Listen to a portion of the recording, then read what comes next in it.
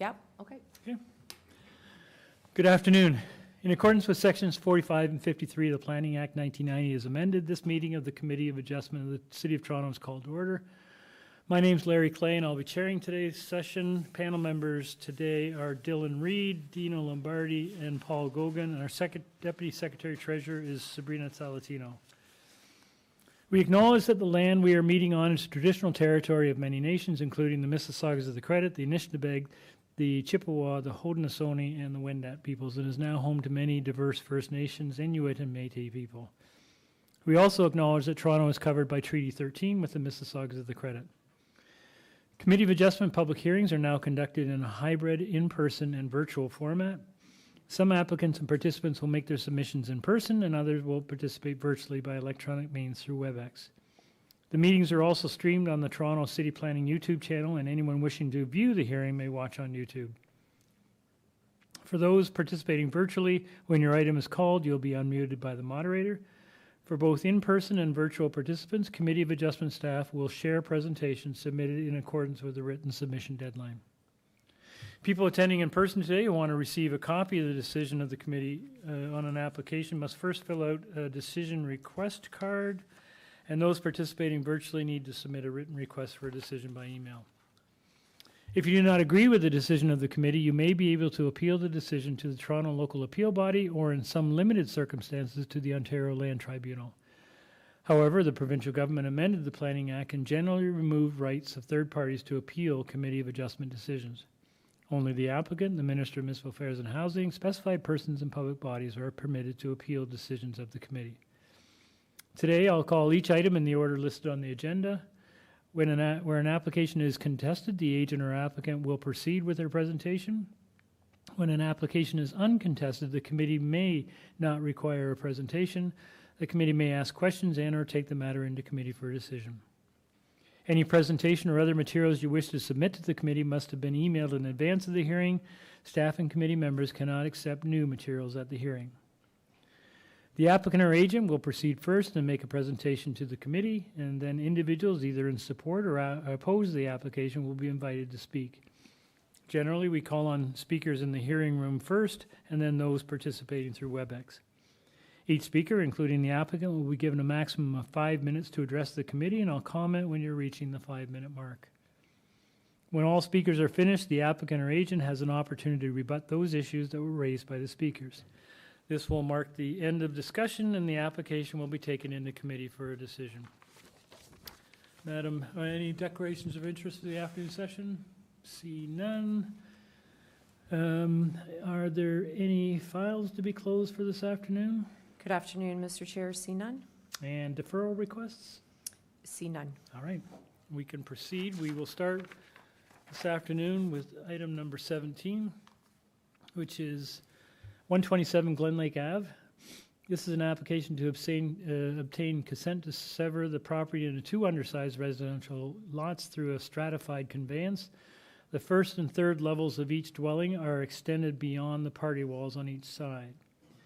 The application is to maintain the existing 3-story semi-detached dwelling with a front integral garage, a front 3rd-story rooftop terrace, and a rear ground floor terrace. The first and third levels of this dwelling will be located partially on the adjoining property to the east-west. Committee has before a copy of the draft R plan of survey, a copy of the plan of survey, site plan, floor plans, and elevations, 5 photographs of the subject property, previous decision number affecting the subject property, a TLAB decision order affecting the subject property. We have correspondence, email correspondence between the agent and community planning, a legal review from Richard Day Solicitor, a planning justification letter, and shared facilities and shared cost agreements from the agent. We have email correspondence from community planning and from engineering and development review, as well as urban forestry. Okay. Through you, Mr. Chair, we have the agent in person and 3 registered speakers. Good afternoon, sir. Good afternoon, Mr. Chair, members of committee. My name is John Romanov, architect for the project. Your address, sir? 375 Parkside Drive, Toronto. That's great. Thanks very much. We do have some folks here who want to speak to this item, so we'll need a presentation. This appears to be a technical procedure. I'm actually quite interested. This sounds like it's a relatively new thing, at least in this area. So we'll be interested to hear a little bit more of an explanation about it. Sure.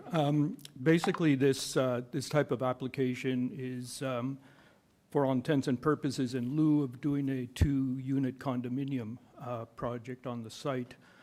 This strata plan has been used in another location that our solicitor and surveyor have done, namely Oakville, and seems to be an accepted way to move forward. I think strata plans have been used, excuse me, occasionally in Toronto as well, but not in this type of application. So the development built as a duplex would remain as a duplex under the zoning bylaw of the City of Toronto. As such, duplexes are not subject to FSI anymore. So the sole purpose of the application is so that we can have 2 separate legal identities for sale purposes or ownership purposes. So for all intents and purposes, it would be the same as a condo. The only difference is that to go through a condominium for 2 units would be quite an onerous endeavor to start with. Increased costs of the project overall, and that would obviously be deferred back to whoever takes over the project, the ownership. Also, ongoing costs and encumbrances of a condominium corporation for 2 people or 2 units would be quite onerous as well. So legally, all of the covenants that would be under a condo would be in place here. So we have overlapping requirements for both owners so that there would be control of the exterior of the building. All of the utilities are separate in both of these suites currently. They both have their own hydro, their own water. There's no gas, it's all electric. It's an air source heat pump system. So, and the building envelope has been designed for very low maintenance. But again, we would have the reciprocal legal requirements on title to make sure that the building envelope was maintained appropriately. I think that's all I can say at the moment. So I know we've got some speakers who want to speak on this one, but a couple things. First of all, the envelope is not changing. You're No, not changing I should anything say to the yes. outside. The physical property remains exactly as is. There's an existing tree on the property, one of the sides of the properties that's not going to be having any impact.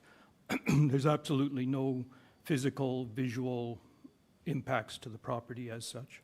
And I just scanned your lawyer's assessment.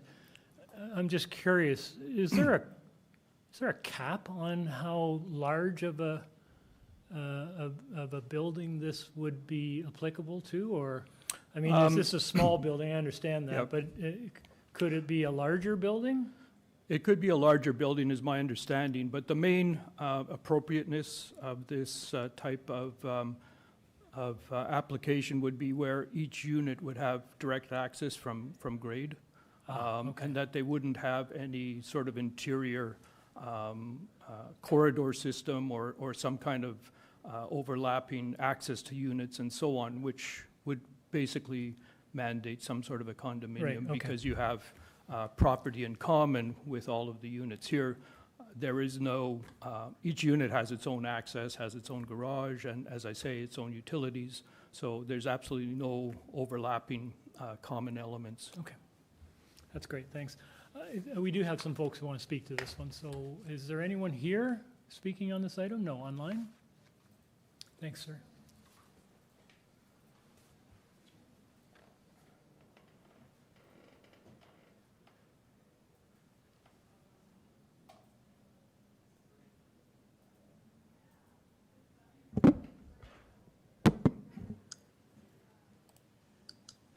Hello, Donna, you've been unmuted.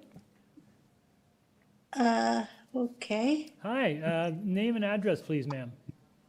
My name is Donna Lynn Samoilov, My address is 134 GLENLAKE Avenue.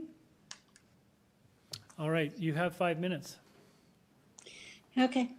My initial intent was to read a document addressing stuff like square footage, the changes to the facade of the duplex not reflected in the architectural sketches, and Mr. Romanov's request for another 3 variances on top of the 17 previously granted. I decided to chuck most of that script and speak about the most worrisome things about the proposal from past to present. So, over 3 years ago, Anna Romanoff told my neighbor, Reiko Fuentes, that no severance would be required because the duplex was for Romanoff offspring. I don't know if there are 2 offspring, but the east side of the duplex appears to be unoccupied. And I also note that 2 other very large houses that Romanoff constructed around the corner on Indian Grove apparently were not adequate. Why not? And why ask for a severance now instead of when the duplex was planned in the first place? I don't understand that. So when the previous COA, the Committee of Adjustment, gave Mr. Romanoff what he wanted, the committee stipulated that the duplex would be required to have a green roof. I have the paperwork on that somewhere. That hasn't happened. What is the top 127 is 7 or 8 clumps of pale brown pampas grass, which haven't ever grown an inch. They might as well be plastic.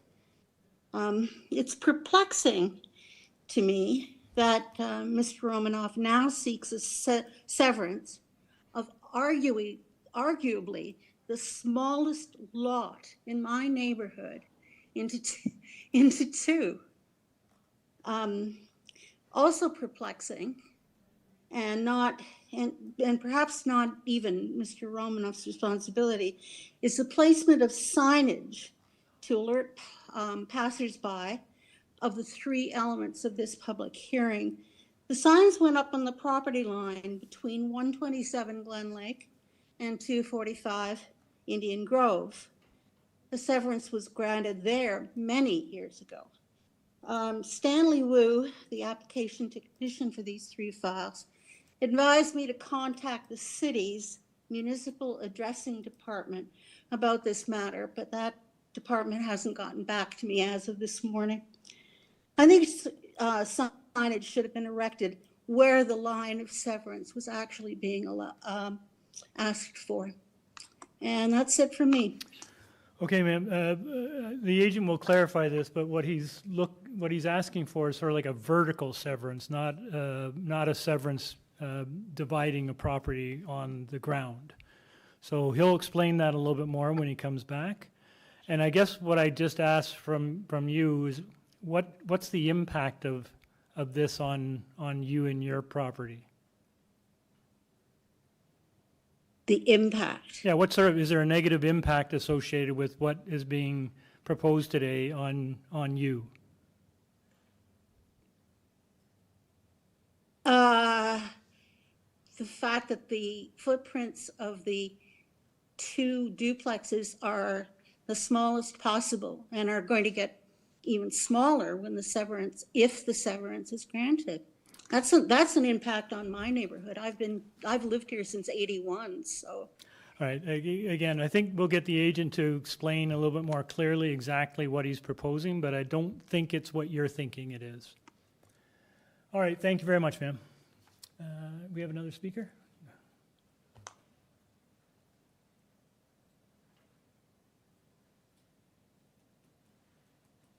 Hello, Reiko, you've been unmuted.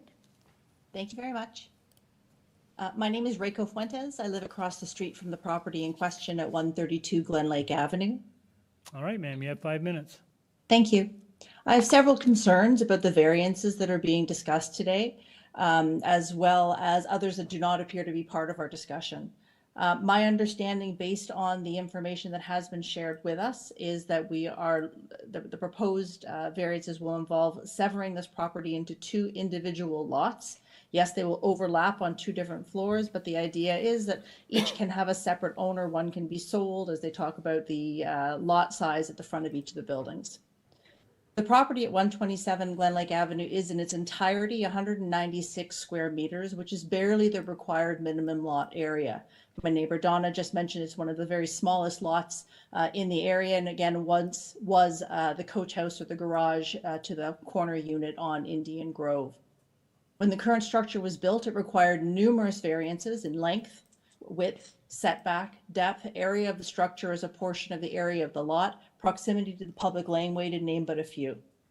And I wonder why the request, again, my neighbor has mentioned the same, why the request to sever the property into 2 semi-detached units was not made at that time. I wonder if the city would have granted that request. The Romanovs came to my house when they were seeking the approval to build the structure that currently stands there. They asked me to sign a waiver of agreement showing that I supported their proposed structure. They showed me dozens of completed forms agreeing with their proposal while searching for a blank form for me, apparently all signed by neighbors. In reality, only 2 forms were completed and submitted during the variance approval process, and I refused to sign the waiver in support of their proposal. In that conversation, I specifically asked about the future possibility of severing the semi-detached dwelling into 2 separate lots, as this was a significant concern for me. Anna Romanoff assured me to my face that they would never be seeking to sever the property, as they were building the 2 units for their sons to live in.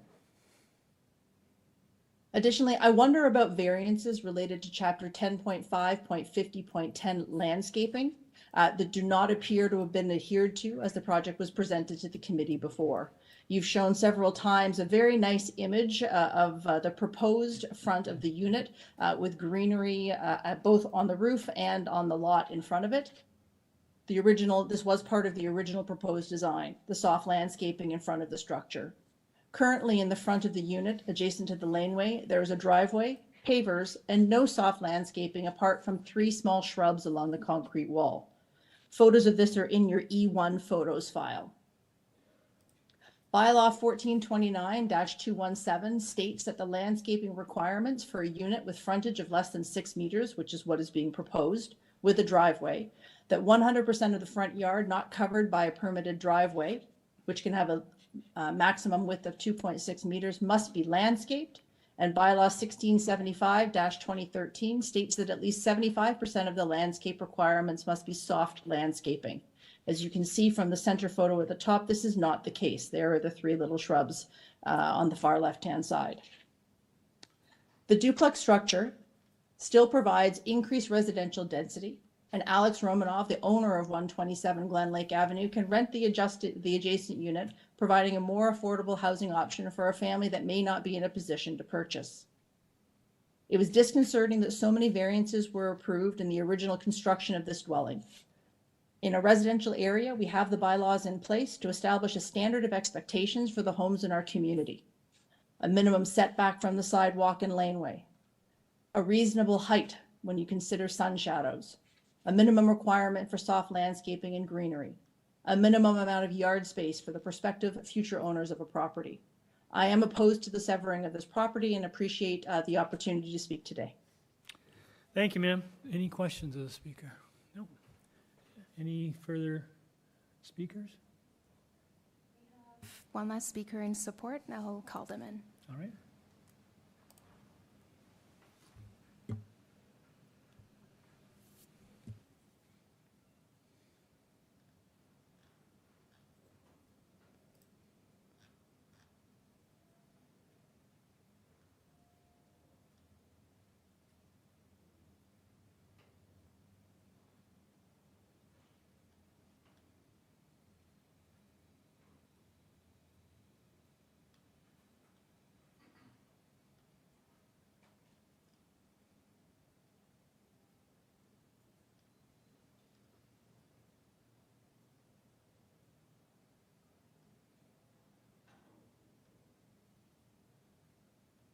Okay, through you, Mr. Chair, we haven't been successful. Okay, well, it was in support, right? Okay. Yes. All right, then, sir, we'll ask you to come back. And I know you're going to respond to some of the concerns, but maybe you could take a crack at just explaining in simple terms exactly what you're proposing in terms of the severance.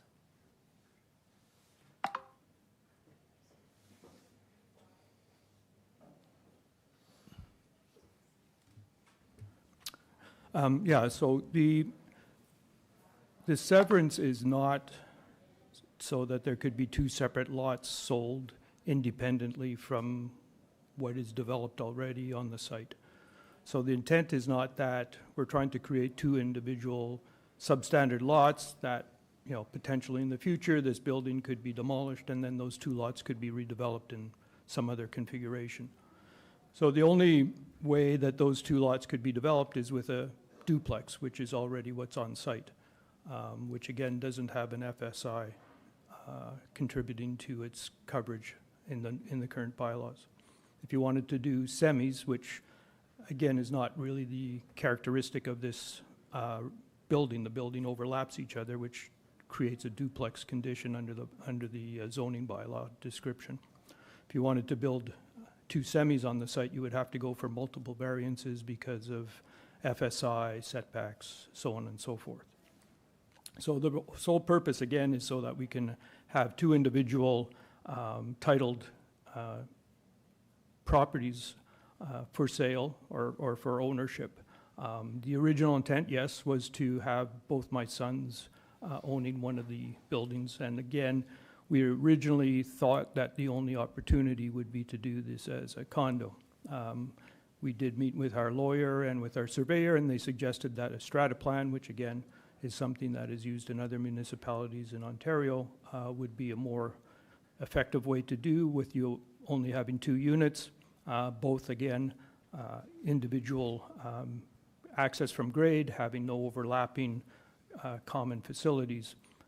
So that's the rationale to go with this strata plan application. Some of the other comments, I'm not sure. One of the persons alluded to some projects we did on Indian Grove. I've no knowledge what that was referring to. I don't think that we ever approached the original construction with describing, you know, strata plans, not strata plans, condos or severances. But anyways, I'll leave that as a side. I'm not sure what other concerns there were. Oh, I'm sorry. Yes, it was talked about landscaping and green roof. There is a green roof on both of the duplex units that was installed. The green roof is standard green roof. It's maintained by the green roof company that installed it. It's brown right now because it's winter, and it basically was green until sometime in the fall. And we have the area covered that was as per the original Committee of Adjustment. The landscaping in the front yard that the second caller alluded to is a little bit misleading because the entire front yard of that property, except for, I believe, 1 foot strip in front of the existing building, is actually city property. So there is no actual landscaping that's necessary on the city property, although there is some landscaping that has been put on the city property just to beautify it. But the required landscaping is just a couple of little tiny strips in front of the building itself, which are there. Other than that, I think that was the main items that the person brought. I did go back and check on the previous approval, and you didn't have a landscaping variance. No. Right, okay. Dino? Thank you, Mr. Chair, through you. Just a couple of quick questions. So the first, I have had somewhat experience with these types of projects in my private practice.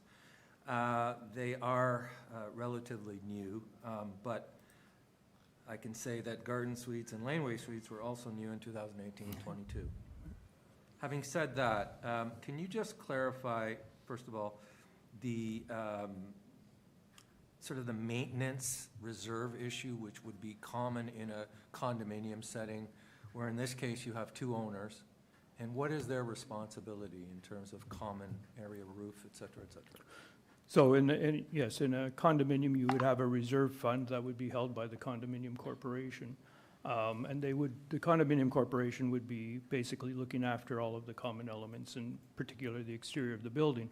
In the two units such as this, I mean, it wouldn't be dissimilar from how a semi-detached household would operate. However, we feel that it's important to maintain the character and the exterior of the existing building, so there would be registered on title, an agreement or an easement over the entire exterior of the building to have it maintained in the situation that it is. So there wouldn't be allowed to change window sizes, change up the outside of the building. As far as actual costs go, that also is in a cost-sharing agreement that would be registered on title, so that each side would be have to maintain their individual elements that are under the strata plan within keeping with the existing building on the exterior. Makes The sense. interior would be, of course, there. Yeah. Second question. So you heard some comments about severance.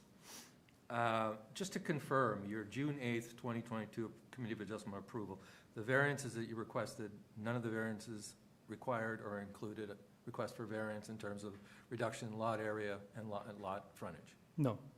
And also in terms of the subsequent appeal to the TLAB, which, Mr. Chair, for all transparency, I was the chair of the TLAB at the time. It is protocol at the TLAB that any decision that's issued, this was issued by a member, Cantor, is reviewed by the chair prior to its issuance, only for comments regarding grammatical or syntax or semantic syntax kinds of suggestions, nothing substantive. So, I saw the decision. I don't remember it until I looked at the file this past week. There was no variance or variances for severance, for No. reduction in lot frontage? No. Okay. One last question. So in part one and part two, you have, in part one, you have variance for lot area, which is a little larger than part two. Part one, you're asking for 106 square meters lot area, and part two, it's 90 meters. Can you just explain how that works internally, or? Yeah, if you maybe pop up the site plan for a second, I can just speak to that. So if you zoom in a little bit, perhaps.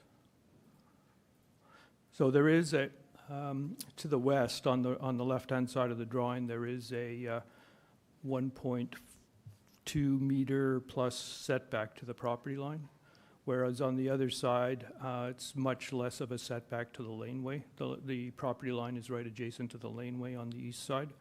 So the lot on the west side is slightly larger than the lot on the east side due to that setback.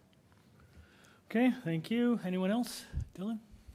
Just to clarify, since this was an issue, so in the front yard, in terms of the landscaping, the actual portion that is part of the property is actually a very narrow band right immediately in front of the house, and the rest of that is all city property, correct? That's correct, yes. Okay. So the landscaping only applies to that narrow band? That's correct. Okay, thank you. Okay, anyone else? See none, let's take this into committee.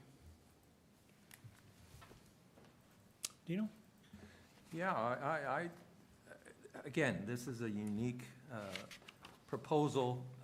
It's new, or relatively new. It is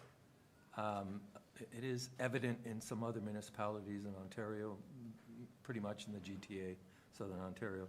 I have no issue with this proposal and the variances. This doesn't change the massing, setbacks, or height of the building. It continues to ensure consistency and fit, and I believe it fits the character of the neighborhood in the immediate context. I also think, and I forgot to ask the applicant, I think this achieves two goals. The first being an increase or variety of housing tenure, but also does it allow the developer to sort of extricate themselves from the property in terms of ownership, maintenance, et cetera, et cetera? Is that one of the other reasons? I don't know. Well, we're in Yeah, committee, you're in, so. okay, all right. Anyway, yeah, this is unique. It's a vertical severance.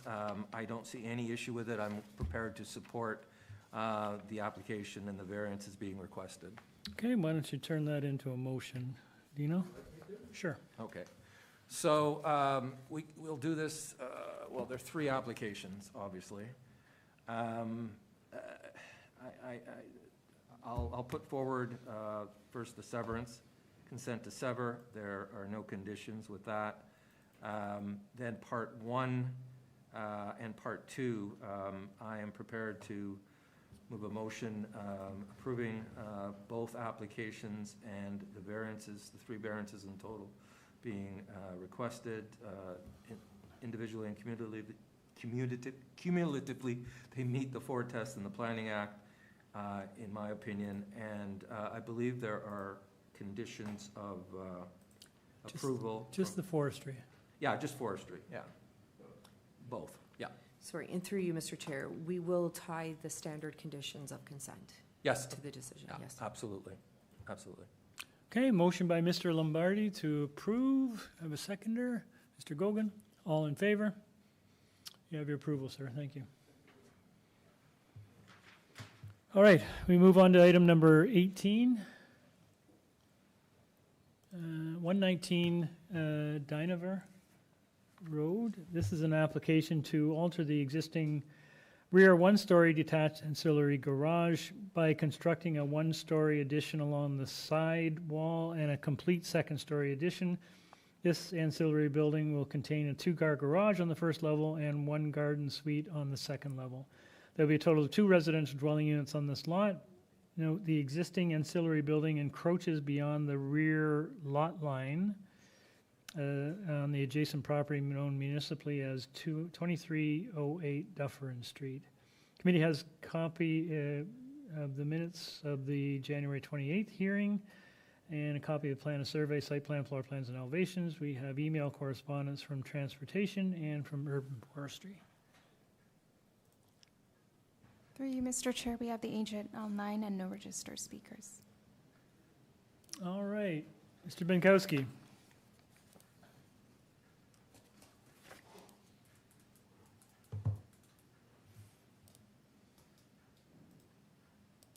Not there? Oh, my apologies. I was hitting on mute, Mr. Chair. All Good right. afternoon, Mr. Chair. Good afternoon, committee. For the record, Jonathan, name and address? Yes, Jonathan Binskowski, 301 Keewatin Avenue. All right. Jonathan, you were deferred a little while ago. You're back. Maybe just a quick update on what's going on? Absolutely. We were deferred for a sign. The sign was during the snowstorm. There was an issue with the installation of it. So the deferral was largely just, it was actually only for the sign, Mr. Chair. The variances stay the same. I'm happy to address a couple of them that I think are pertinent, if you like, or I Sure, can answer please some do. questions. Go ahead. Yeah, okay, so if we could just go to the, I did submit some supporting material, which is really just a picture. Variances number 2 and 3 are existing. So the entirety of the rear yard today is actually hardscape. So what I've done here is I've just taken, on the left, we see what is proposed, which is the addition of some grass into the rear yard. The ability still to enter the garage, which is used as parking, is still there. The actual dwelling has a through and through. So it has a front garage door that leads right through the house into parking in the rear garage. So we are actually installing all of that green soft landscaping that is proposed, whereas today there is none. So if we actually look at the site plan on the left, there isn't any egregious area that is being hardscaped other than, again, just maintaining the portion of entering the garage for the vehicle. Variances number 2 and 3 are existing. This is somewhat of a unique situation. As you said in the opening, Mr. Chair, a portion of this does encroach onto the Dufferin property. The proposed second floor does no longer encroach. That is built along the property line of 19 DYNEVOR. Lastly, if you're traveling north or south on Dufferin. This is that portion that really where you start to go up the hill towards Eglinton. The DYNEVOR properties here are actually much lower than the Dufferin property. So in terms of any impact to the properties behind with that zero setback is mitigated again by the elevation being naturally higher of those properties. And you can actually see on the left the tight fabric of this neighborhood. On the picture on the left, you can see an actual second floor deck that you can see from there. In terms of the coverage, it's 0.79 over, really for an overhang on the south side. I think that's it for what I have to say, other than, yeah, number 2 and number 3 are all existing situations. Okay, thank you. Questions? Dylan?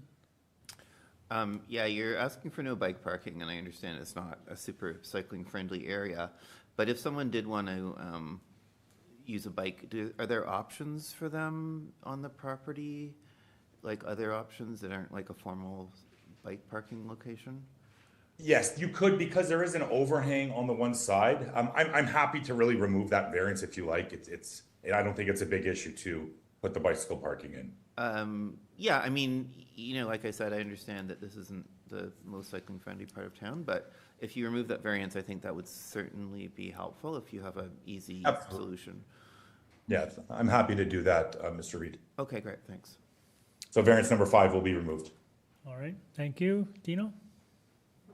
Thank you, through you, Mr. Chair. Mr. Benskowski, you're asking for a great reduction in the soft landscaping.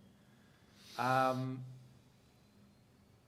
you just explain the rationale for that? And maybe that's a rhetorical question. There's an existing driveway, but it really is a huge decrease, in my opinion. Yes, through you, Mr. Chair. Yeah, Mr. Chair Lombardi, if we go to that support material I put in, what's actually occurring is, yes, if we go there. So as we can see here today, it is entirely hardscaped in the rear yard. There's actually no green space at all. What's happened here is the actual calculation for the garden suite is now included in it. So again, if you actually look, the predominant feature other than the building itself is greenscape. So the predominant feature of what's on the ground is actually grass rather than driveway. It's again by the proposed garden suite being included in the hard landscaping is really where that's coming from. I understand that, but are you not using the existing garage? Correct. Yes, through you, Mr. Chair. Yes, Mr. Chair, we are. It is, but again, if you look, the only hardscaping is really just to access that garage. The rest of it is all green. There's no patio, deck, or anything like that. All right, thank you. Dylan? I guess to follow up on that, I guess the obvious question is, if you're redoing the back anyway, would you be open to doing permeable pavers for the part of the driveway that's in the rear yard? They are already. They're stamped right now. If you look at on the screen, they are stamped permeable pavers. Are they permeable? I believe they are. If we look, there are joints. I'm not sure how permeable they are, but yes, we wouldn't have an issue making that permeable as a condition. I see what you mean, but I don't think that counts as a fully permeable. Yeah, I do think they're just stamped and cut for expansion joints. So, I mean, given that you're already redoing a lot of the backyard, I'm hoping you're okay with if we just require that the driveway in the backyard be made with permeable pavers. Yes, that would be fine. Okay. That would be an acceptable condition. Thank you. Yeah, 17 is pretty low. Yeah. Okay, any further questions? See none. Let's take it into committee. Paul, what do you think? Yeah, this is first of all, it's unique to have a car drive through the house to get to the garage instead of going around. But it looks like a creative solution, and we understand the necessity for paved surfaces. So, but I generally find a majority of the variances minor in nature and based upon current site conditions. And the variances for the ancillary building are also minor in nature. Again, a reuse of an existing structure and adding a second floor. So I recommend we approve it with the provision for permeable pavers and the rear hard landscaping. I don't believe there's a forestry condition number 2, And as amended. as amended. Thank you. Okay, motion by Mr. Gogan, seconded by Mr. Lombardi. All in favor? You have your approval. Thank you. Okay, we move on to item 19, which is 80 Maine. Is it Meighen? MEIGHEN, thank you. This is an application to construct a new 2-story detached ancillary building containing a 1-car garage on the ground level and a garden suite on the second level in the rear yard of the existing 1.5-story detached dwelling. The second story of this ancillary building will be cantilevered on the east side. The existing rear detached garage and rear storage shed will be demolished. There'll be a total of 2 residential dwelling units on this lot. Committee has before it a copy of the minutes of the November 26th public hearing, a copy of plan of survey, site plan, floor plans, and elevations, covering letter from the agent, a email correspondent from the agent, and staff report from Urban Forestry. We have the agent. Good afternoon, Chair, members of the committee. My name is Barry Goldman. I am the agent and architect for this proposal. Address 321 Carlaw, Unit 203. I'm happy to make a presentation if you feel that's appropriate, or answer any questions if you'd rather. Maybe just a short one, sir. Sure. So we did have this proposal before the committee a few months ago. We deferred in order to work with planning staff, and I'll note that we now have approval from planning staff as well as all 3 of the adjacent neighbors.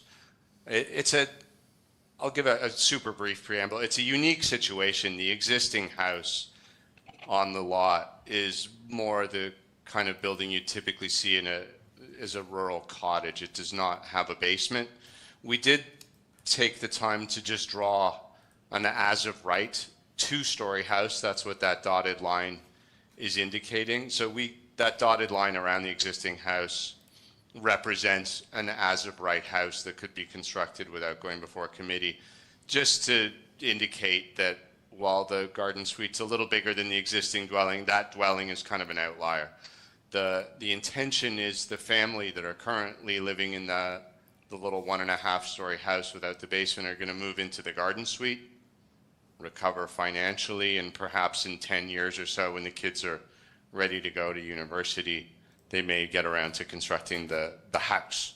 The garden suite is, as you said, going to contain a 1-car garage and a 2-bedroom dwelling unit above. And we've pulled the sides and back we've pulled the sides from the property line. The back unit, the back of our unit is flanking the existing side, windowless side, I'll point out, of an existing house. And again, we do have the cooperation of that neighbor. We're effectively replacing their fence with our wall. I can address the individual variances if you'd like. Always leave those to questions, Sure. if that's okay with you. Yeah. Okay. Do we have any questions? Yes, Dino. Good. Oh, sorry. I just wanted to confirm, I think this was in your discussion. You said that the side walls are actually 6 meters and the height variance is really just the roof. Is that correct? That is correct. So the side yard setbacks we're proposing, I think, are 0.6 meters. Sorry, I meant the side walls. Height. That the height of the side walls is 6 meters, and then the extra height is the roof? I'm just flipping to my elevation. Sorry, put up with me for a moment. I think that was in your the cover letter, but just wanted to confirm. Yeah, that. the height is for the roof, which has a bit of a peak on it. Right, and the side walls are 6 meters? I'm looking for a dimension on my drawing. I'm going to say more or less. I don't want to give you an answer. Michael, I'll have that answer for you shortly. Michael, could you give me the sidewall height itself, please? And any of the sidewalls. Who's Michael? Oh, it is. Thank you. Yes. So the walls themselves are 6 meters. Sorry about that delay. And the extra height is roof. just the roof. The extra height is the roof, which is kind of a hip roof. So it wouldn't really present as that height. When you're standing near it, you wouldn't read it as that high because it's a hip roof, not a flat roof. Okay, thank you. Do you know? Yeah, just quickly to follow up on that point. Council recently increased the height permitted for garden suites from 6 to 6.3. What is the requirement for the 7.5? I know it's the roof, but is that to allow additional room height? Yeah, it's to create a more visually interesting space. The intention is to have a vaulted ceiling on the inside with a skylight at the center that's kind of over the open concept kitchen, living, dining. And really it's an attempt to relieve the tight space of the room and make it a little more visually interesting and nicer to be up there. There's no intention of putting a dwelling unit or an additional floor. There wouldn't be adequate headroom to do so. Right. But really, that's it. All right, thank you. So I just want to follow up on that because again, it's always a little bit of a source. But when you're putting something in backyards that other people, notwithstanding the fact that you've been able to get the neighbors on side, I'm looking, it looks like first floor height is 11 feet. Second floor height is 12 feet. So you've got 12-foot ceilings. Plus you've got kind of like an atrium on the second floor. I don't know if we've provided a section. The ground floor is a 10-foot ceiling. Sorry, if you look at A4, I'm just looking at A4. And I'm just looking at the dimensions along the side there. Maybe I'm wrong. So 10-foot ceiling on the ground, which is really to accommodate the garage. And then 8'5" is the wall height. 8'5" is the wall height, and then it gives way to that sloped ceiling. Fair enough. You'll forgive me. I was looking at the dimension just to the left of that. They're kind of overlapping, so graphically it's a little unclear. Okay. All right, that's helpful. That explains it for me. Yep. All right. Any further questions? No further questions. Let's take it into committee. Okay. My concern's satisfied, so. Yeah, I mean, when I first saw the height, I was a little concerned. But first of all, as they pointed out, the actual walls are within a reasonable height. It's really the roof. And secondly, when you look at the images, the photos, there's a very tall, right behind them is a very tall house. And right beside them is a tall house. And the other neighbor has said they're fine with it. So to me, I think it's reasonable under those circumstances. So I have no concerns. And I think otherwise it's... And in terms of the size of the building, yeah, it's understandable. I could see why they may want to build it as a new house rather than do a whole renovation of the old one. So to me, I think this is supportable. Okay. Do you want to move a motion to that effect? I think everyone agrees with you. I just wanted to add that I concur with you, and I think that one of the variances, which is for total floor area, is the result of a small existing main house. And the other thing, I'll give credit to the applicant for working with community planning to reduce some of the variances. Yeah, definitely it's more supportable than the previous version, which was very tall and didn't have even a little setback. So okay. I think that's definitely helped. Okay, so I'll move a motion to approve the variances with forestry condition number 3. All right, motion by Mr. Reed to approve. Do I have a seconder? Mr. Lombardi, all in favor? Okay, you have your approval. Thank you. I'm the owner, wanted to say thank you. Oh, you're welcome. You're welcome. I was going to say a couple of things, but it makes a difference. One of the things I wanted to point out that because of the setbacks, we can't have really windows on the outside. And if you ever lived in the basement, you could only imagine how much of a tight space that is without having that vaulted ceiling. Right, and there's a skylight up there. It's going to let some light in. Just a little bit of practical light, just keep people in a better room. All right. So anyways, thank you, gentlemen. You're welcome. Awesome. Right, we move on to item number 20. 53 Beresford Ave. This is an application to construct a new one-story detached ancillary building, contain a sitting room and a study area in the rear yard. The ancillary building will not be used for habitable space. The existing detached garage in the rear yard will be demolished. Committee has before it a copy of the minutes of the December 2nd, 2025 hearing and January 21st, 2026 public hearings. We have a copy of the plan of survey, site plan, floor plans, and elevations. We have correspondence in support from 51 Beresford and correspondence in opposition from the Swansea Area Ratepayers Association. Hello, good afternoon. Hello, good afternoon, Chair and committee and others. Name and address, My please. name is Tom Phelan. I live at 55 Montclair Avenue. Okay, your colleague? This is Cynthia Rose. I live at 53 Beresford. You're the owner? the owner. Okay. I'm the agent, yes.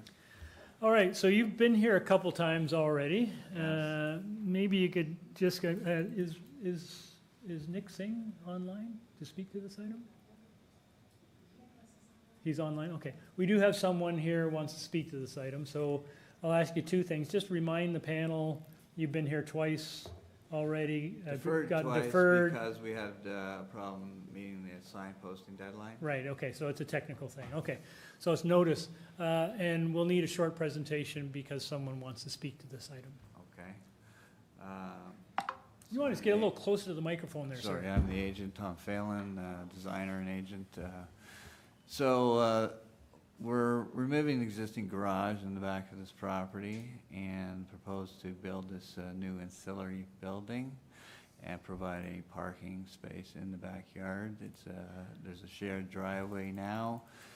The owner here, Cynthia, lives with her husband and 3 children, a dog, in their 2-story house.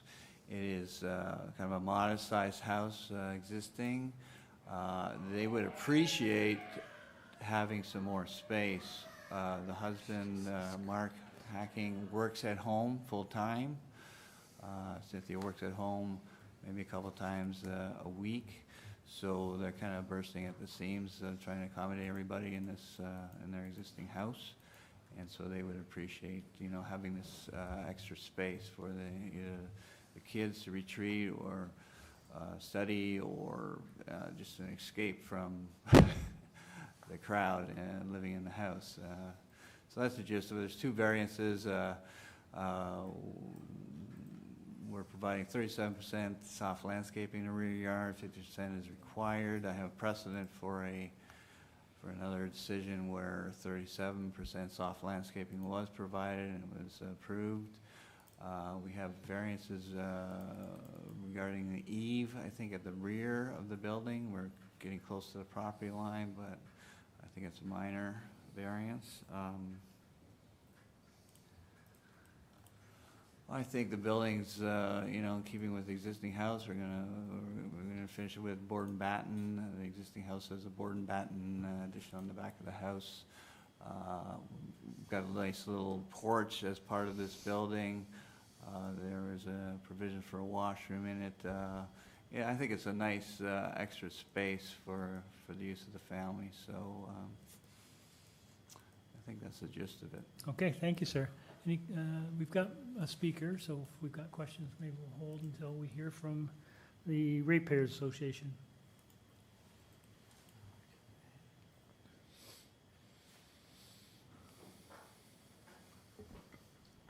Nicholas, you've been unmuted. Mr. Singh. No? Hello? Hello. Yes, you can hear me? You speak up just a little bit. Yes, can you hear me now? Better, thank you. All right. So good afternoon, Nicholas Singh of the Swansea Area Ratepayers. The Swansea Ratepayers have no issue with our neighbors enjoying the property, however. Nick, I'm going to stop you there. There's some feedback. Do you have 2 devices open?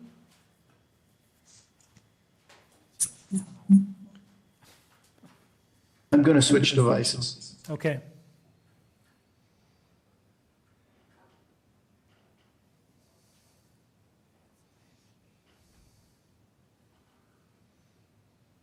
All right, you can hear me now? That's much better, yes. Okay, great. Oh, no, we're still getting some feedback. Well, I only have one microphone open. That seems okay. He's in a bathroom or something. Is that better? Yes, Is that better? Can you hear me better now? yes, there's no feedback, thank you. Hello? Yes, go ahead, yep. Are you there? He can't hear us now. Okay. Hello, can you hear me now? Yes, sir, we can. Okay, great. Okay. All right, go ahead, sir. Yes, the Swansea area ratepayers have no issue with our neighbors enjoying their property. However, a 30% reduction in required self-landscaping is a serious environmental concern and will inhibit the development of the tree canopy that is characteristic of the neighborhood and many parts of the city. We recognize the concerns of the planning and housing, which were laid out in the November 18th report, Growing Spaces for Trees, and we support their proposals to reduce the replacement of soft landscaping with either permeable paving, and also to add protections for soft landscaping to both the zoning bylaws and the official plan. The proposed ancillary building will inhibit natural drainage and contribute to runoff and flooding problems in this area. It will contribute to the heat dome in summer and create another space to heat and cool in the summer and winter months. This proposal features an in-ground foundation that extends 4 feet below grade. The loss of landscaping and the 4-foot foundations will interfere with the absorption of the natural flow of water through the soil. The photos submitted by the applicant demonstrate how important the tree canopy is to the neighborhood and this location. It is important that space be maintained for both the existing canopy and for future regeneration. The proposed plans, the reduced soft landscaping, the deep foundations, and the location of the building along the rear property line where the majority of mature trees is usually found would provide a serious challenge to any current or future tree growth. In 2012, a 60-foot tall maple at 62 Mayfield was brought down by Storm Sandy, not because the tree was unhealthy, but because the root system along the property line had been compromised by the ancillary building on the other side of the fence. Excuse me a moment.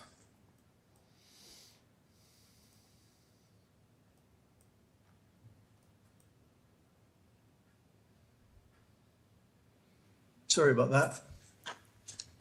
Yes, it had been brought down because the roots had been compromised by the building on the other side. The foundation for that garage, like the proposal before us, was below grade. We would prefer to see a slab or floating slab foundation used for this garden house instead of the 4-foot deep foundation.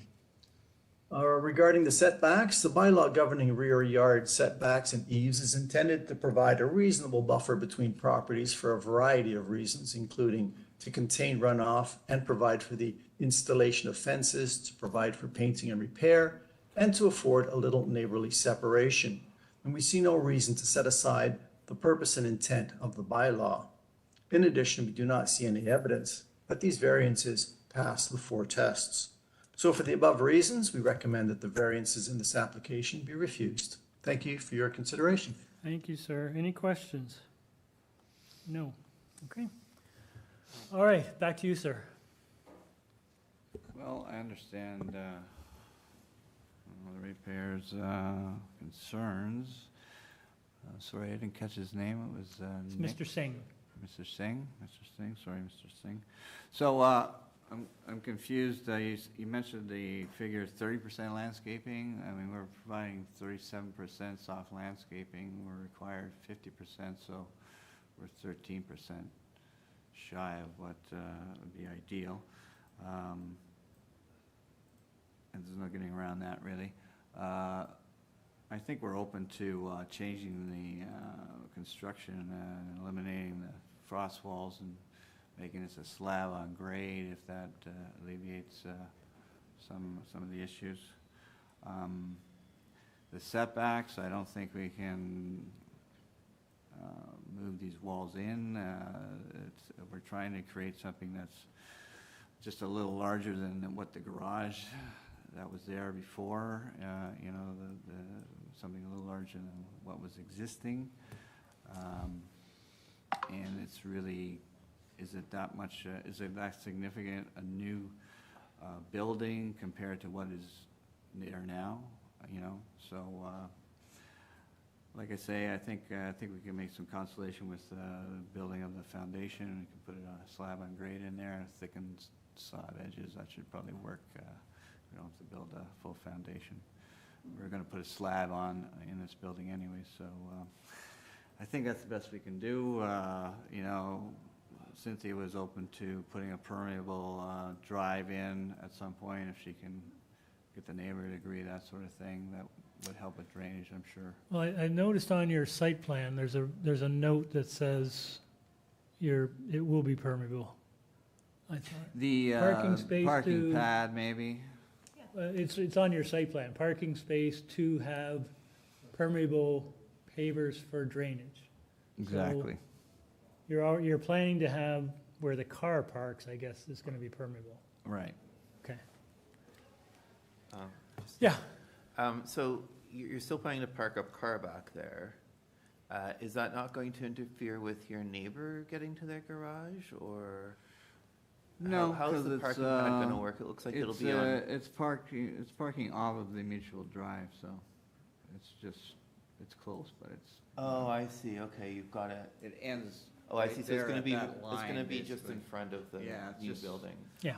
Got it. Okay. In there. Sorry, the design it's quite detailed, so I didn't really see the. Got it. Okay. Okay. Any other? Yes, Paul. Common drive remains as is, and the parking pad will be permeable. Yeah, that's what the site plan shows. Yeah. We can. I think, I think it's a very modest addition, and I think they're. We're not in committee. Yeah, we're not in committee yet, so don't give away your secrets just yet. So you'd be okay if we put as a requirement that the parking pad be made with permeable pavers? Well, or tie it to the It's site noted plan. apparently, so I think that's going to happen, yeah. Okay, great, thanks. If you tie it to the site plan, It's they a want to little- change the foundations, so. Yeah, that's true. Good point. I was looking at your photos from your first deferred package. You'll appreciate that soft landscaping is an important element to the city, and it's an important element to this committee. The site photos in the rear yard, I could be wrong, but it looks like, is it actual grass? If it is the grass, it's the nicest grass I've ever seen. Is it artificial grass? It's artificial. So you realize that when your site plan shows sod, that's real grass. So you'd have to remove your artificial grass and replace it with real grass. Yes. Okay. Yes, I think we're going to accomplish putting some real soft landscaping in there. Yeah, well, you have to. I mean, this material does not constitute. Not drain. You keep, so it doesn't count as soft landscaping. It looks nice, I granted, but, yes, Dino. Not a question, just I want to give kudos to Mr. Phelan for your drawings. We usually get just straightforward, standard drawings, but yours, I thought I was looking at Da Vinci drawings. They really made me work. To decipher, yeah. I really enjoyed that, though, so kudos to you. Thank you. Yeah, it's old school. It's old school. So, just speaking of the drawings, just trying to interpret. In the floor plan, it looks like that little nook is going to be a porch. Is that correct? Or is that going to be soft landscaping? A little porch recess, basically, with the roof over it. Okay, so that's not being counted as part of the soft landscaping. No, or did I? See, it's bubbled. Whatever's bubbled on the site plan was considered soft landscaping. Right, like. So we're not going to put a deck in there, or we could put permeable pavers in there or something like that. Okay, but that doesn't, that it doesn't officially count as soft landscaping. Okay, so. So Dylan's right. I mean, it So I'm a almost little looks like it says sod there.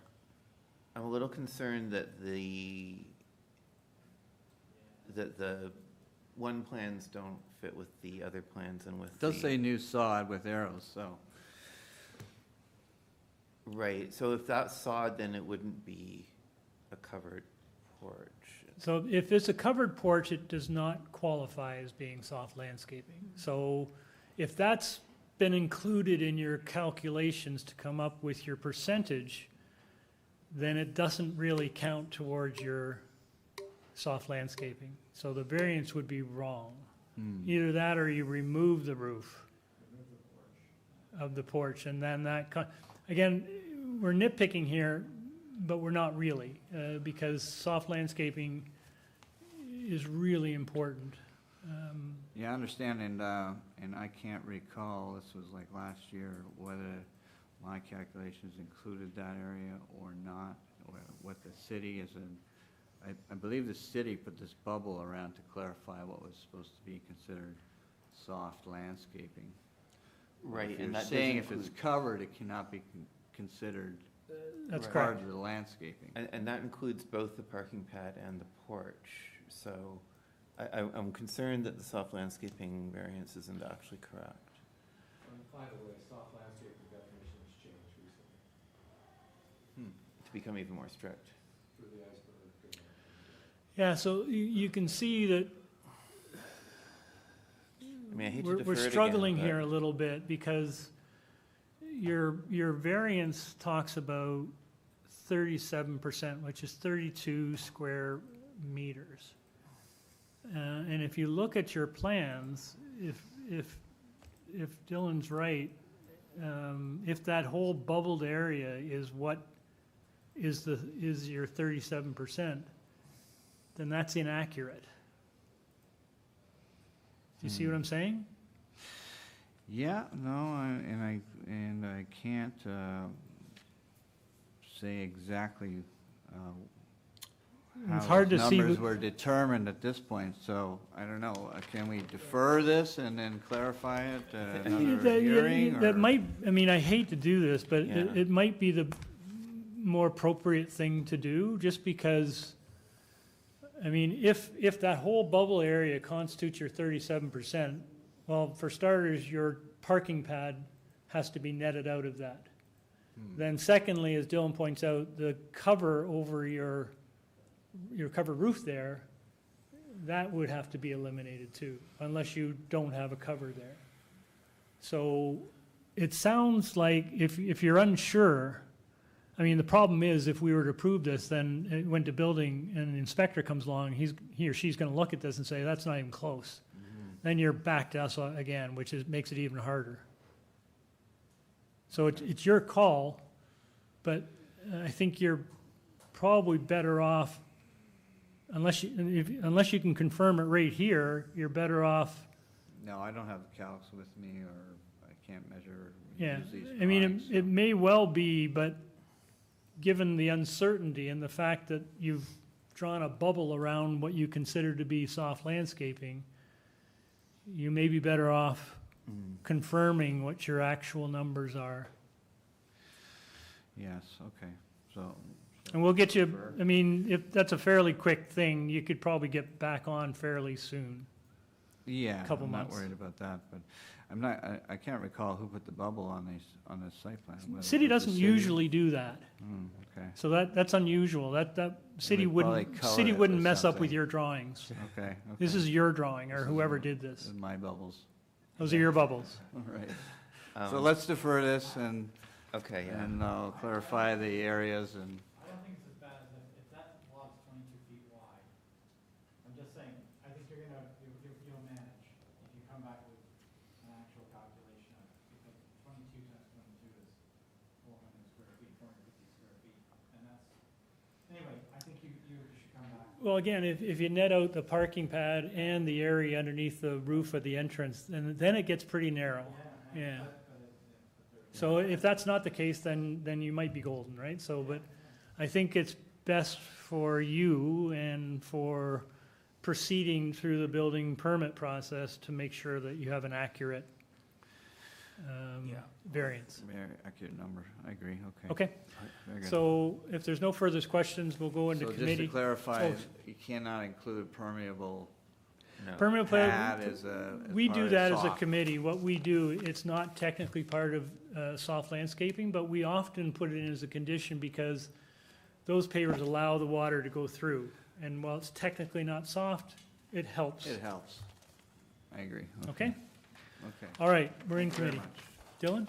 Dylan? Yeah, no, I'm happy to move a motion to, I mean, overall, I think this is, you know, certainly a plan that we might well consider, but I think it's important to have all the measurements exactly accurate. So I move that we defer the application in order to allow the applicant to establish exactly how much permeable, exactly how much soft landscaping will be in the rear yard,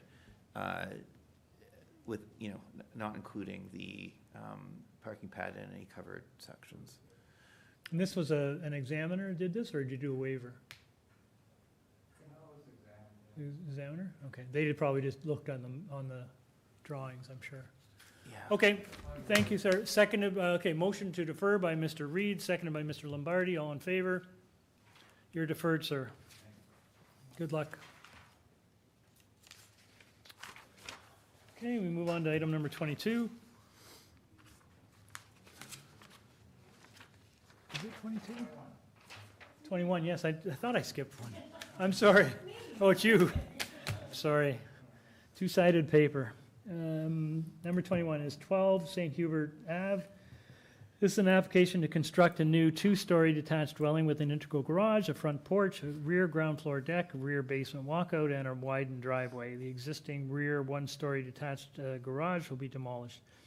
Committee has before it a copy of the plan of survey, site plan, floor plans, and elevations, 7 photographs of trees in the subject property. We have an arborist report. There is a staff report from Urban Forestry, and there's correspondence and opposition from 10 St. Hubert. Through you, Mr. Chair, we have the agent online and 3 registered speakers. All right. All right, folks, you want to come up? Are you the agents? I'm 22. Oh, oh, so you're not, so, sorry. I'm sorry, we need to hear from the agent. I thought you guys were the agent. I'm sorry. Yeah, We'll call you up in shortly. Hello, Zanan, you're online. Oh, yeah, thank you. Yeah, I'm the agent. I'm the Zina, and good afternoon. Your address, please, And sir, just for the committee. record. Sir, your address for the record? Oh, address 8038 Young Street. Thank you, sir. Unit All right, we have some folks who want to speak to this application, so we'll need a presentation, please. Okay, good. Thank you. And yeah, so this project, we are most likely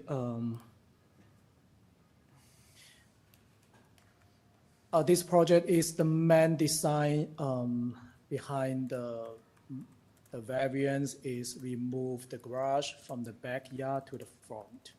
So the whole project we are requiring the height, the building length, the main wall height, the floor space index, and the front yard setback, side yard setback, lot coverage, and the driveway width, and the front yard landscaping and the soft landscaping. So the variance number 1 to number 7 is mostly because we try to move the garage to the front.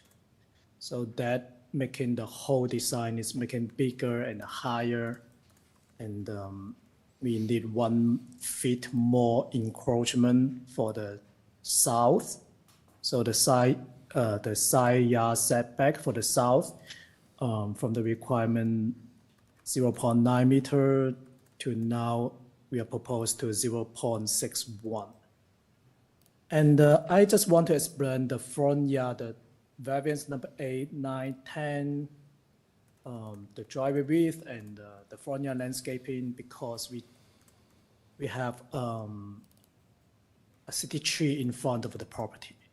So we need to drive around the tree, and we try to protect the tree. So that's why the driveway is wider than the required, and the front yard landscape cannot meet the requirement. And another thing is for this project, they have a right of way. So that's why the north side of the design, we cannot move further.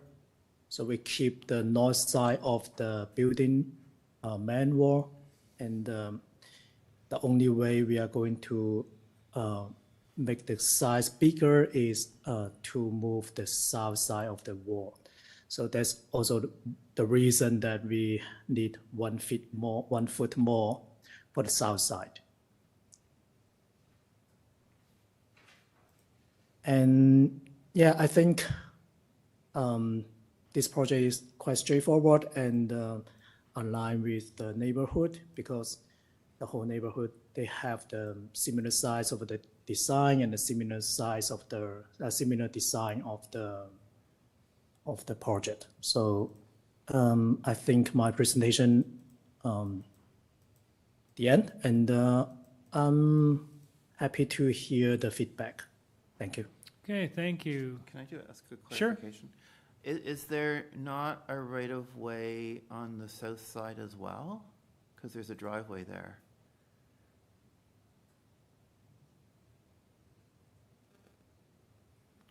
Sorry? Like, is there not a shared easement?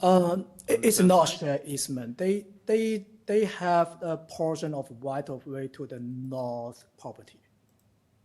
So the south property belongs to the owner. And there's no, even though there was a driveway there, there's no like common right-of-way easement for the two properties? The common right of easement would be the south side of the property. Yeah, this portion. So it's not inside. The survey shows a right of way on both sides. That's kind of what I was asking about. This is why I'm confused. Do you see the survey there, sir? Yeah, I can see that. So I try to explain that the right of way they are giving to the north neighbor for the use, for the driveway use. But isn't there one on the south side as well for the driveway? South For side. the shared driveway? Yeah, the south side is from the south neighbor, is number 10 to our property. Okay. Anyway. The existing driveway, yeah. Okay. All right. Okay, can we have now, you guys? Yes?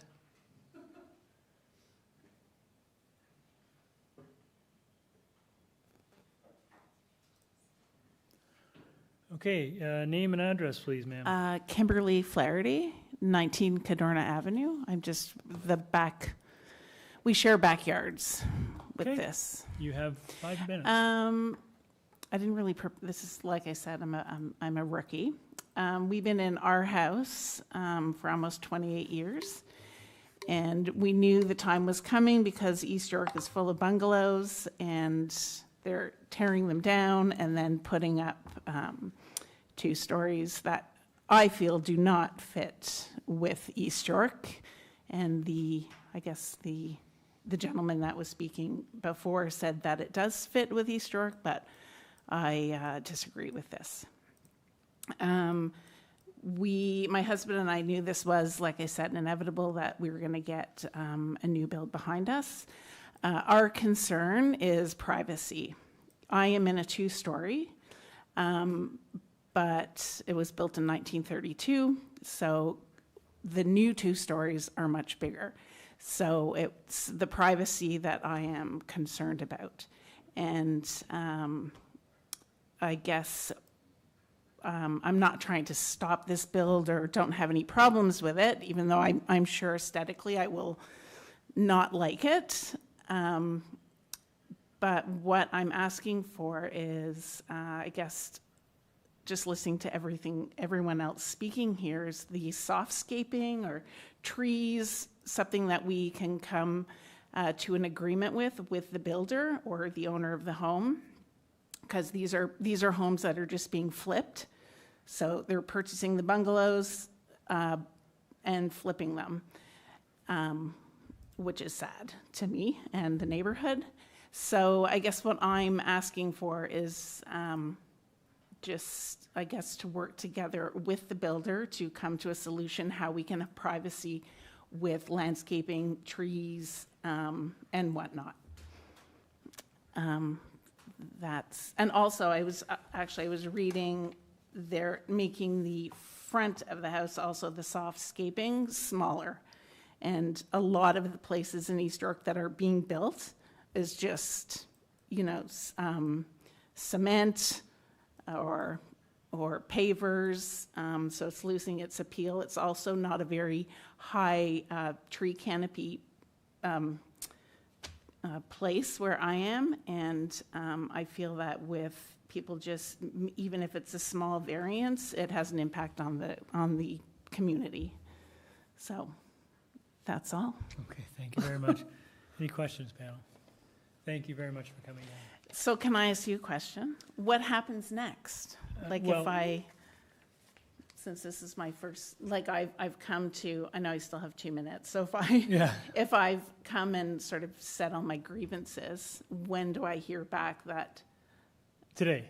Oh, yeah, really? So what will happen is we have other people we want to hear from. Mm-hmm. We will ask the agent to come back and address some of the points you've made. Okay. And we will ask questions if we need to clarify, and then the committee will take it in and make a decision today based on what we've heard.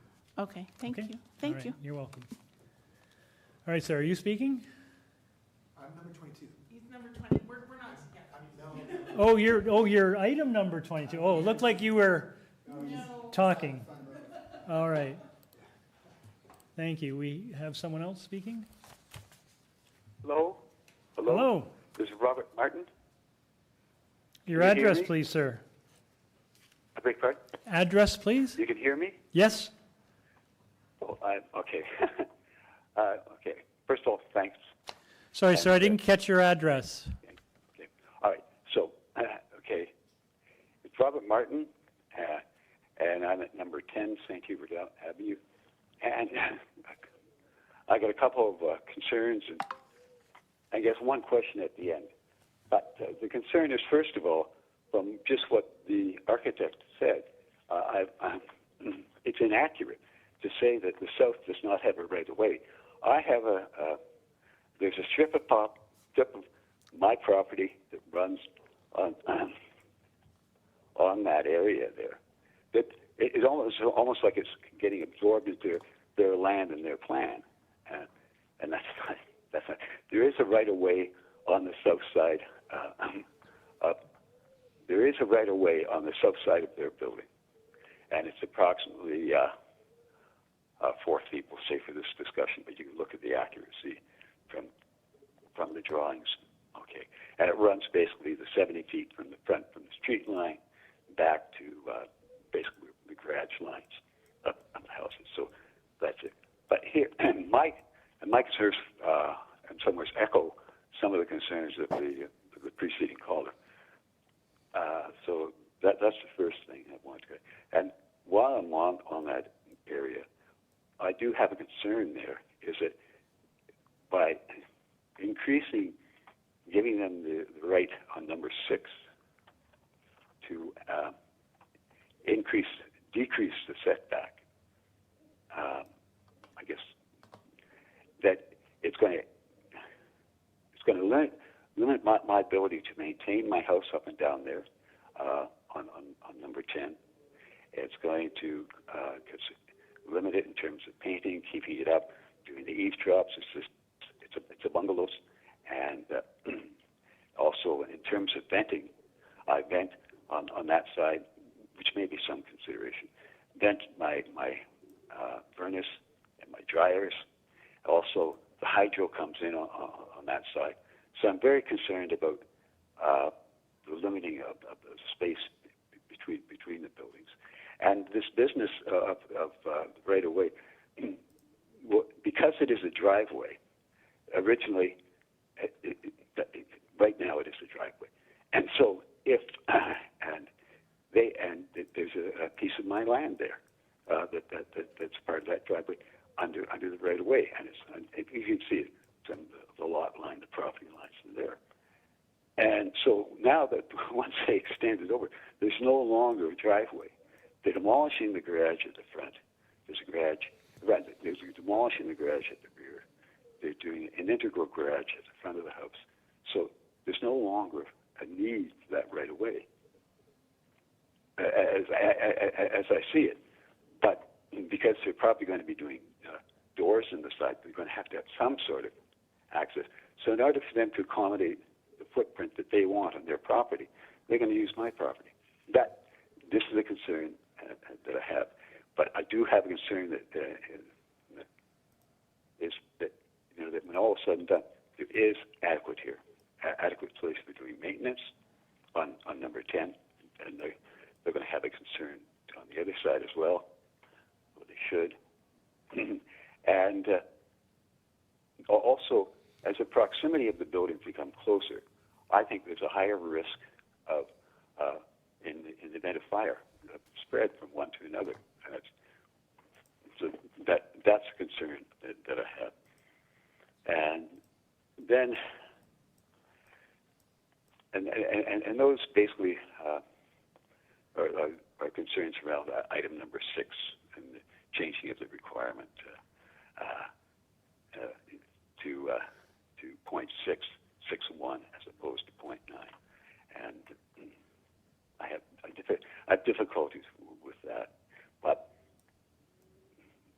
okay, so that was the first set of concerns that I have. Pardon me. The other the other concern that I have is just on the height of the building, which is item number 2, asking that the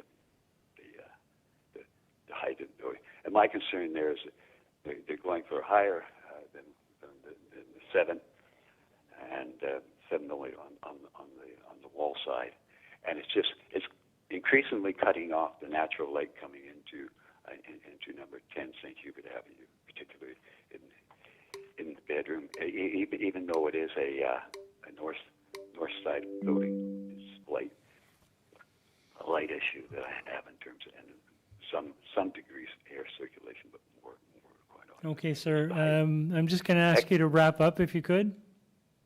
Okay, I'll wrap up, and then the other concern that I have is was the number 3, and that's the widening of the driveway. And it's really an encroachment, as I see it, once because they want to use the land that was right away that no longer is as part of their property. That's okay. And that's and now the other thing is to speak to something that's not directly they're asking for in terms of to the committee. Well, it's related to the length of the building, because what's going to happen is that it's been identified now that I've got a Norway maple in my backyard. It's about 85 years old, and it's 103. Okay, sir. I'm just going to paraphrase. You're concerned about the impact on the tree. So I'm just. You've gone on quite. I'm sorry, sir. I'm concerned for the impact on the tree, and if it's going to be an issue that the tree's going to die shortly thereafter the house is sold, I would like to get that settled now, if it comes to that. But I do have a concern about the impact on the tree. All right, sir. Trying to sum up quickly. Thank you very much. Oh, and no, I'm sorry, sir. I think we've got the gist of your concerns. Thank you very much, sir. All right. Is there anyone else? Through you, Mr. Chair, we have one speaker in support, but I haven't been successful in reaching them. Okay. All right, let's get the agent back.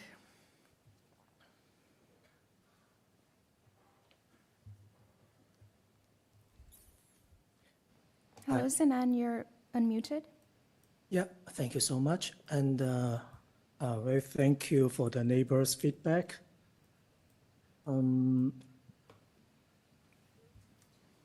Regarding the first neighbor, actually I was our back neighbor. I think the trees, because the homeowner already cut one tree on the backyard. So I think for the privacy,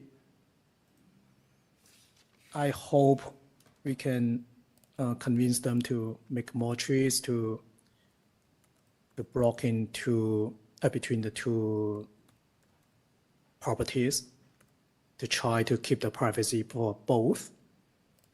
Because I found out on the plan they still have 30 meters from the rear lot light to the rear main wall.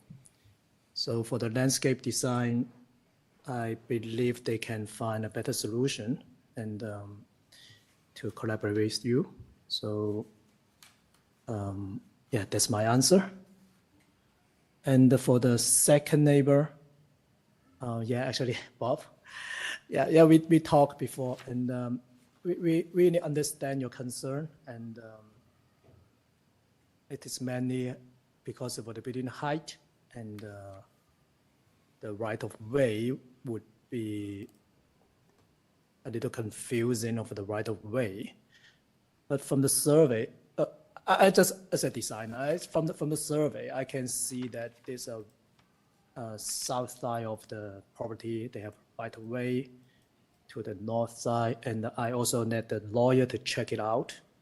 So in the title that in our property, I mean the 12 property, they describe this right of way is contribute to the north side to let them to use it. So I'm assuming that the south in your property should be the same thing, and because from the survey I can read, it makes sense that everyone contribute their right of way to the north. That's what I understand that.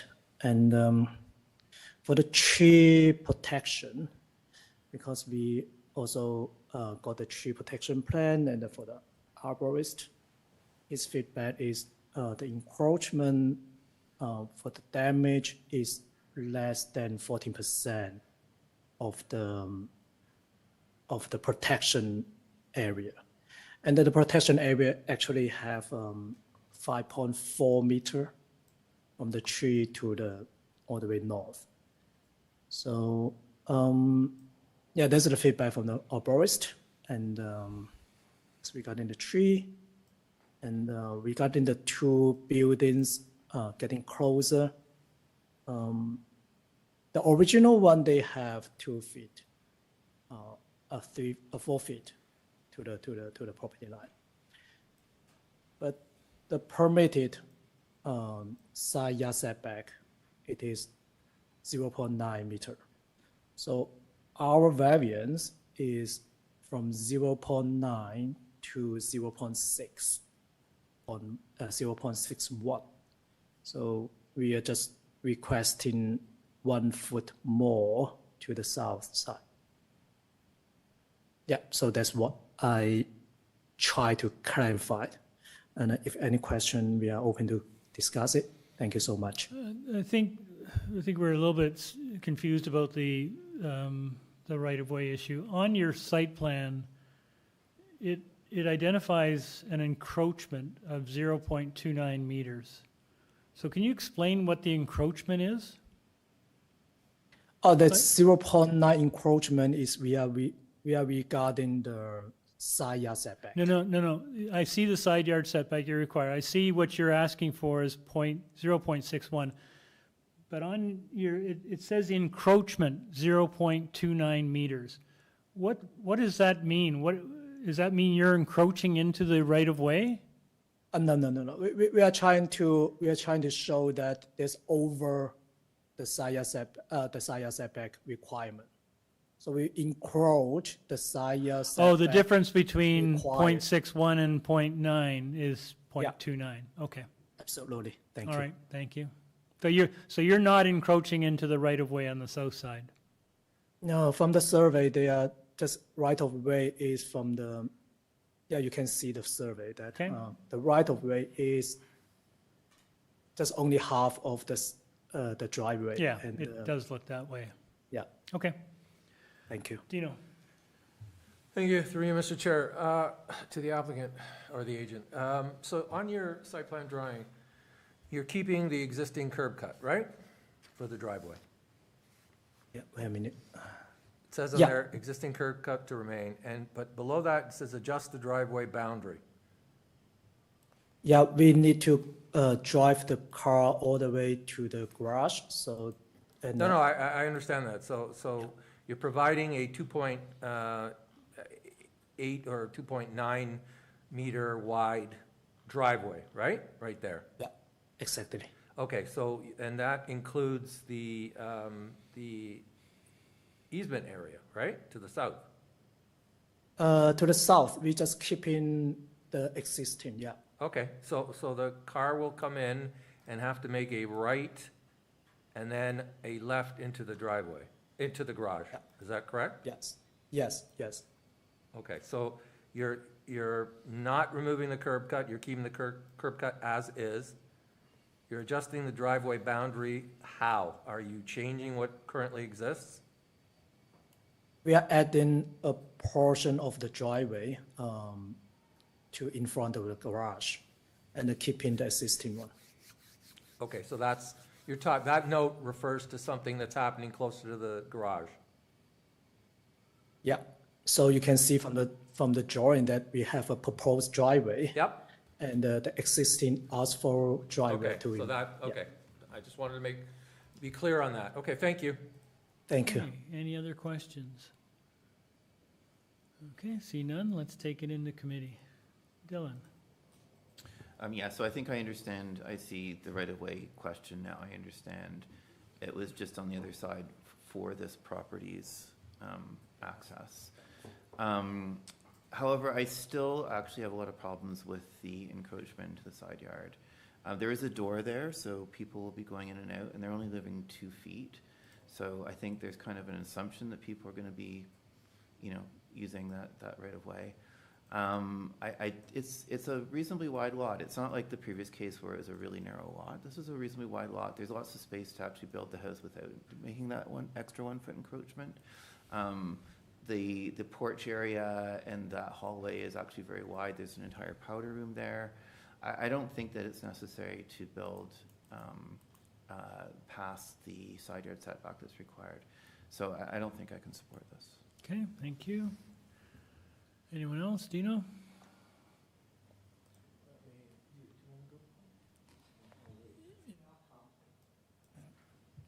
Yeah, this is a new house.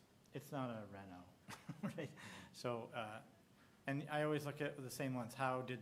What's as of right, and then what's allowed. And I do think that, I think you point out correctly that,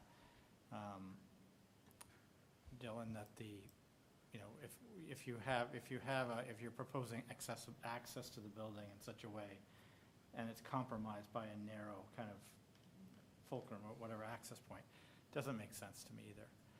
It looks like it's just pushing a little too hard to be too big. I don't know. That's my opinion right now. It's hard to support right now. Thank you. Dino? Yeah, so, look, these are pre-war and post-war homes. They're small, they're bungalows. Some of the basements have 6-foot ceilings. They don't reflect what a family would consider a modern residence in today's times. I think the 0.45 times the area of the lot, FSI, is outdated. However, I do agree with my colleagues. FSI is a control through density. Density is a 3-dimensional envelope. I think this could be pared down.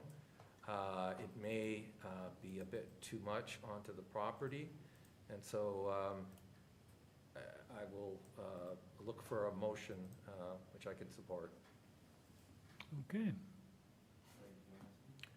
Yeah, I think, I look at this area is very much in transition, and if you go up and down the street, there are several new builds. And I'm just trying to get a sense of, how tight the urban form is, how tight they are together. And I think it's fair to say that for the most part, that the separation distance between the houses is reasonable in the other new builds on this street. For the most part, there's a couple that are kind of tight. But it just strikes me that many of the new builds have tried to, I think, manage the setbacks and the separation distance a little bit better than this one. I think there is a proposal here. I think there will be a two-story house here. I think it will have a modern look, and it will be not dissimilar from what is before us. But I think the prevailing pattern, by my eye, looking around, is that there is a reasonably good separation distance between the new builds and the existing builds, such that this just appears to squeeze more out of that than I think the prevailing pattern is. So I would agree with you. I would like to see this one come back because I think there is a proposal in here somewhere, but this may not be it. I'll move the motion then. Okay. I move the motion that we refuse these variances. Okay. Motion by Mr. Reed to refuse. Do I have a seconder by Mr. Gogan? All in favor? Application is refused. Thank you for coming down. All right. 22, is that? On to 22. Can I just have a very quick break? Oh, 5 minutes? 5 minute break. Please turn off your videos, microphones. We'll leave the room. Mute.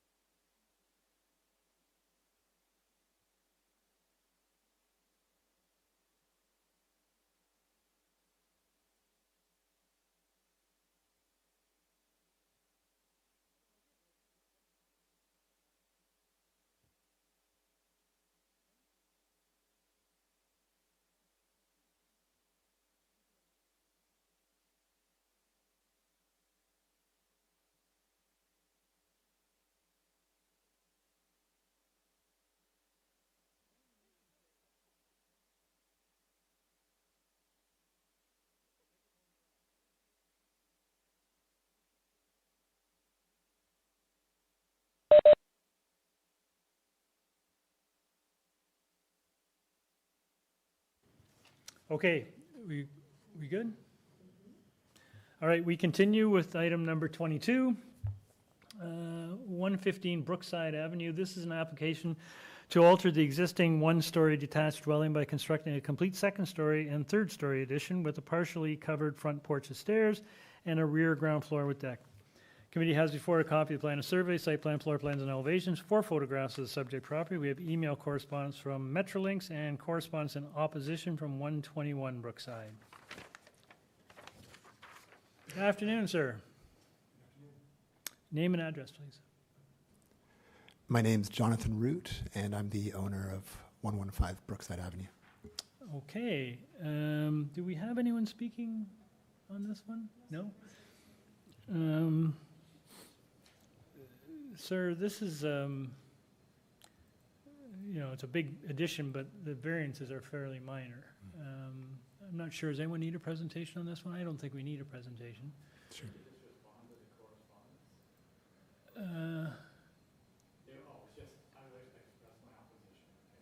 Yeah, so. Give context on that one. Yeah, too. you can. But, I mean, we don't need a presentation. If there's anything you'd like to share with the panel, that might be helpful. We're all ears. Yes. So I guess we tried to avoid coming here and do everything we could to stay within Right. what was reasonable. We're actually the existing footprint. We're tearing off an addition that was made in the 90s off the back, and bringing it back to its original footprint, which is the original brick structure. And the reason being because we actually want more backyard space for our 2 boys to play in, and that addition is on it's almost on a 45-degree angle. It was not constructed properly, so we felt we didn't need the extra square footage because we're building up. The variance is there. The height. I also have in-laws. My wife's mom and dad will for sure be staying with us for periods of time, so we couldn't quite get enough bedrooms on 2 floors, and we decided to put our 2 sons in the attic and utilize that space.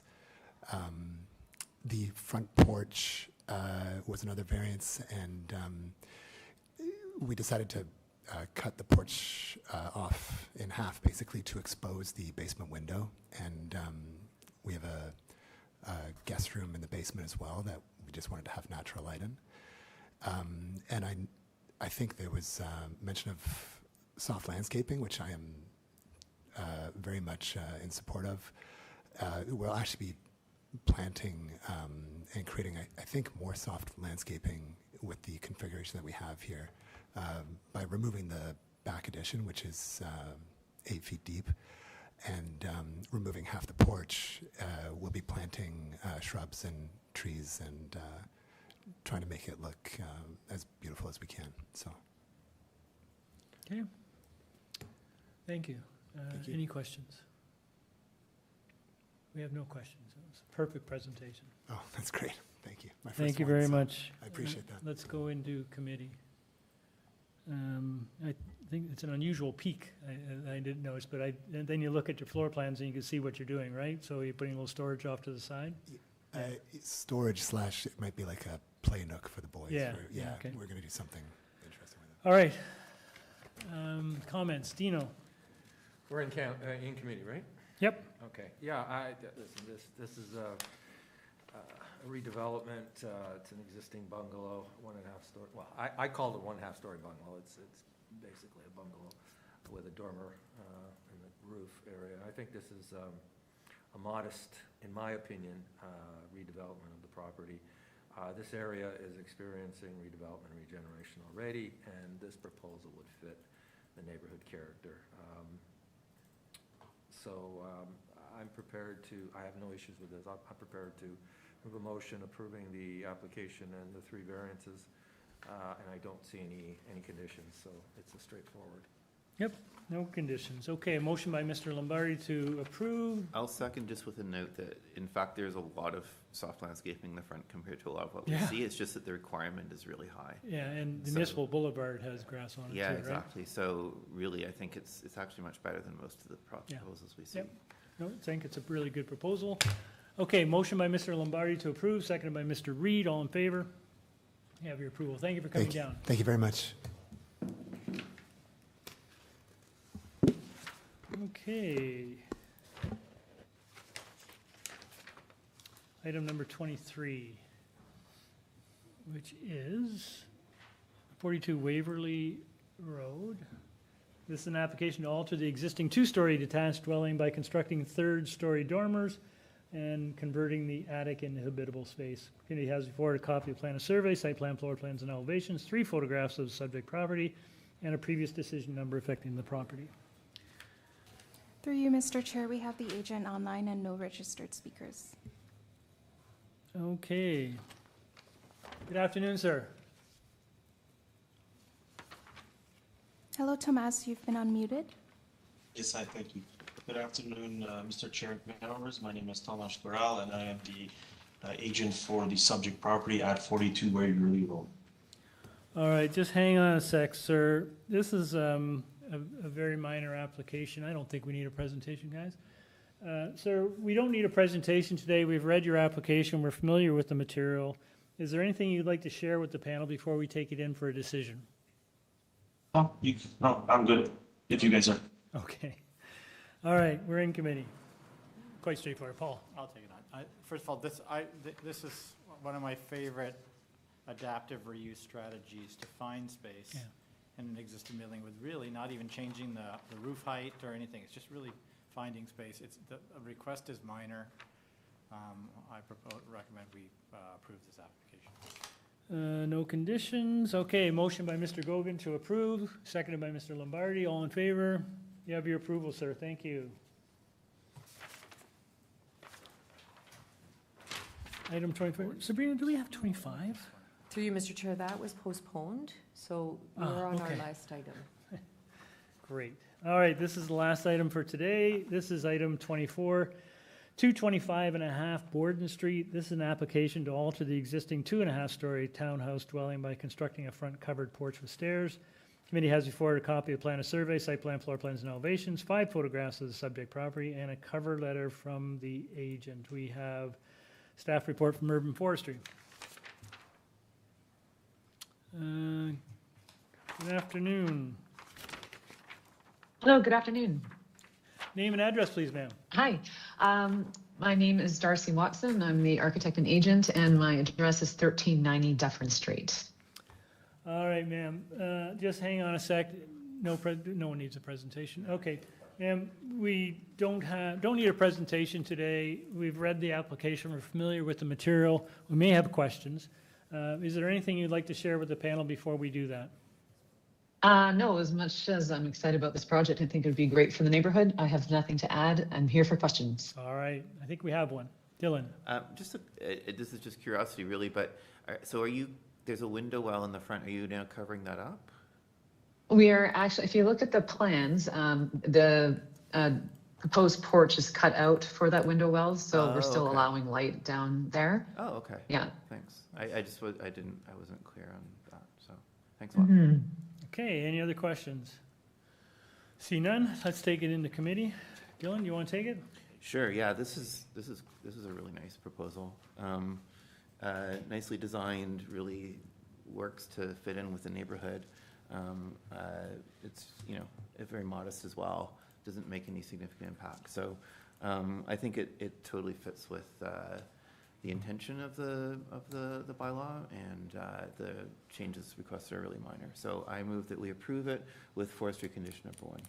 All right, motion by Mr. Reed to approve. Do I have a seconder? Mr. Gogan, all in favor? You have your approval, ma'am. Thank you very much. And with that, that concludes today's proceedings. We are adjourned at 4:37 p.m. Thank you all. Thanks, staff. Great job. Thanks, panel. I love these houses.